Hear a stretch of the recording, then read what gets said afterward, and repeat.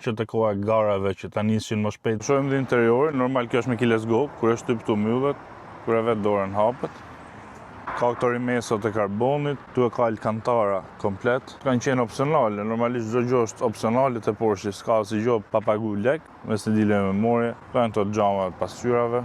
Edhe sediljet që ka me gjitha këto mënyrat e lëvizjes, sepse thjeshtat kanë vetëm këto dyja këtu. Mbas lambar support s'kanë duket, gjitha i kanë opsionale. Të ka për të mbledh pjesën këtu për të marrë më fort. Ka vu këtë stikerin Porsche 150 milje në orë, thot, ose 220 km/h maksimum.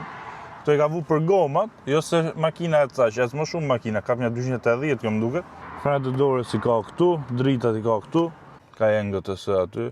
Crosscoatin e kanë shumë bukur, në mes kanë xhirot kryesorën, edhe timoni shumë i mirë, me to pedal shifters plus minusat mrapa, to që kontrollon volumin e këto gjonat menut. Chelsea këtu keyless go nuk e ka me buton Porsche, prap e ka vu me trotullume, dhe i kanë kratmajt për herë që të koha e garave që ta nishin më shpejt se atyre pilotat ikshin me vrap të makina. Edhe timonin e ka me nxeje, e ka i buton këtu, që është për ta nxjerr timonin. Edhe këta e kanë pas nxjerr qeta e para, po e kanë bërë më të bukur këtu te gjenerata dytë, sedilet ngrohtoje, këtu kontrollon temperaturën. Ka dhe bllokim diferenciali, sportin, traction control, off, marmitat sportive, sport plus, auto start stop.